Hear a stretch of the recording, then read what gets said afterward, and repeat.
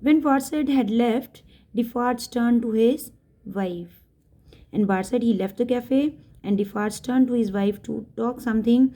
I hope this Charles Darnay does not come back to France. Madame Defarge made another violent knot in her knitting. So I hope what he was hoping that this Charles Darnay would not come back in France. And Madame Defarge made another violent knot in her knitting. She was also grown very aggressive over here. What will be, will be. So what she said, what will be, will be. If the doctor's daughter is going to be a widow, so be it. Previously they all have vowed that they will kill all the generation of Marquess, and Charles Darnay was also belong to the generation of the Marquess, family of Marquess. So here, and then what she said there, what will be. Let whatever is it's going to be happen, means the Marquess race, they all would have to be killed, and let this Charles Darnay also to be killed. And that's why what she said, what will be, will be. Let it happen over there. If doctor's daughter is going to be widow by the killing of Charles Darnay, so be it be. Let it become her fate. In London, Lucy had decided to spend the evening before her wedding to Charles Darnay with her father. Are you happy, my dear father? Quite, my child. But Lucy couldn't tell that her father was concerned.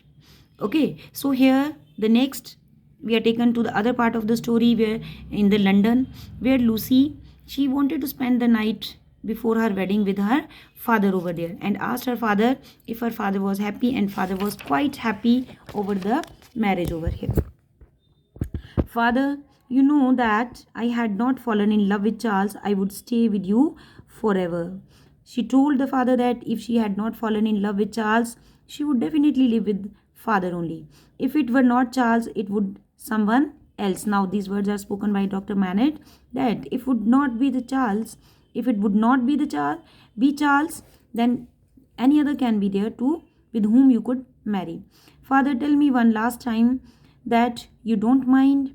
And again she wanted to confirm from the father that father is fine if she is going to marry to a Frenchman.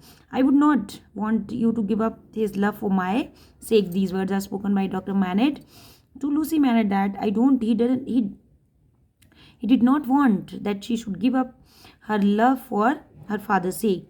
Lucy held her father's hand and they looked up into the night and sky where the moon was shining brightly. I used to look at the moon from my prison cell and wonder whether I had a child and if I would have ever see it. Now he recalled the old days, the days which he had spent in the prison, in the cell, and where he was thinking that whether he had any child and whether he would be able to see him or her. It was the first time her father had talked about his prison days.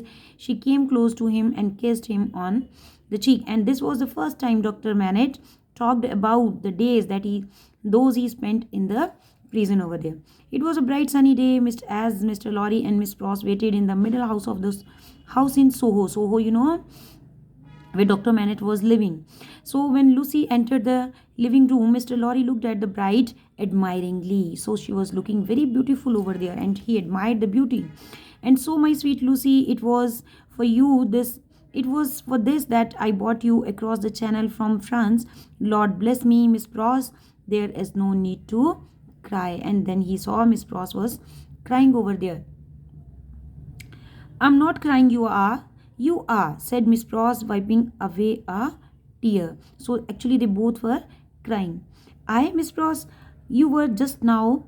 I saw you, but I must admit I have cried my eyes out of these last few days. So very easily it is there. They both were having the conversation over here. When the bride and groom had left on their honeymoon to Scotland, Dr. Manet fell into a deep depression. So when Lucy Manet and Charles Darnay, they both got married and then they went for honeymoon and they went in Scotland, Dr. Manet again went into the deep depression over there. Mr. Lorry came round to see his old friend and found him sitting at his bench working on a young lady's walking shoes. The old man did not even look up when his friend came into the bedroom. When Lucy was married, again Dr. Manage, he was gone into the deep depression. And the old work, the shoemaker chapter, second chapter we have done, there he was making the shoes. He again engaged in that work over there. Mr. Lorry came there, but he did not lift his head up to see Mr. Lorry. Dr. Manette, look at me, you know me. My friend, this is not your proper occupation. Think again. So, this is not your proper occupation. The work of making the shoes, it doesn't belong to you. Think again. But the doctor worked on as if he had not heard. But Dr. Manette, he remained busy with his work. The next day was exactly the same. The day after that was again the same. He took any food, drink given to him, but he did not stop working. In the end, Miss Pross and Mr. Lorry took turns watching over him. So when he was engaged in the work, Miss Pross and Mr. Lorry, they were watching him, how he was totally changed now after the gone of Lucy Manette.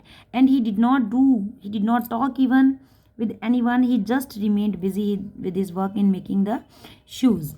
One evening, Mr. Lorry tried to get him out for a walk with him. But one evening, he took him for a walk. Will you come out with me, Dr. Manette? It's beautiful night. Out? Yes, for a walk. But the doctor did not seem to understand. When he told him to go for a walk to the outside, doctor, it seemed that he could not understand.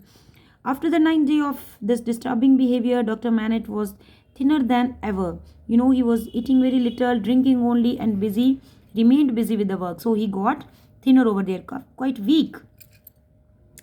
Mr. Lorry was exhausted and knew he had to do something. Mr. Lorry, he knew everything. He was quite worried. So he wanted to do something for Dr. Manette.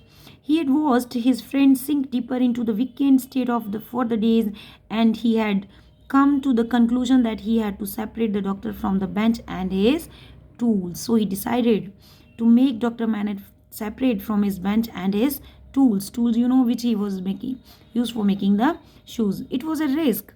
They had given him a strange kind of comfort, but they were also a reminder of those terrible days in prison. He had to do something quickly before Lucy and Charles returned from their honeymoon. Mr. Lorry, he had to do something before Lucy and Charles they returned from their honeymoon. So he sat in an armchair next to the doctor and touched his arm gently. Dr. Manette, I need your advice.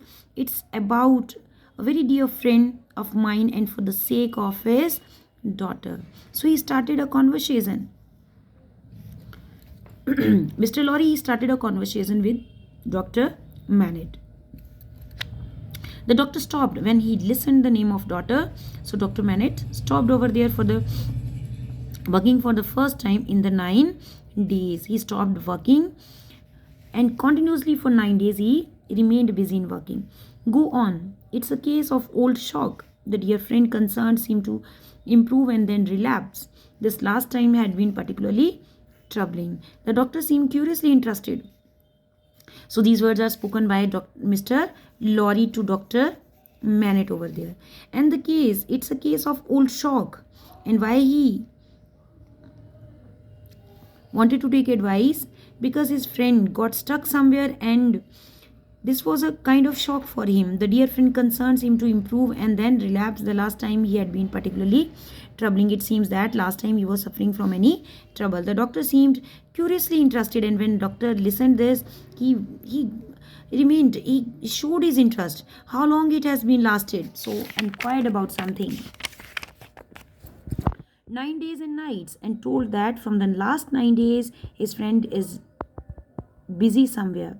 And how does this illness show itself? These words are spoken by Dr. Manette to Mr. Lorry. In an old occupation to which he relapses when something distresses him. So this was the case because he was there. This happened because of the old occupation in which he was busy. Okay, and that's something when he got distressed about. A look of anxiety appeared in the doctor's face. So when doctor came to know about that, a sign of worry showed upon the face of Dr. Manette. You spoke of his daughter. Does she know of his relapse? No, it has been kept from her, so it is not told to her, told to his daughter. The doctor took Mr. Lorry's hand. That was very kind of you, very thoughtful. I'm concerned about the future, Dr. Manet. I don't know what to do. I'm simply a man of business, so I'm asking your advice. So he told that about the future of that person, I'm concerned here. And he did not know what to do over there, because again before that also he told himself as a man of business. So I'm asking your advice. So he wanted to take advice of Dr. Manet over here.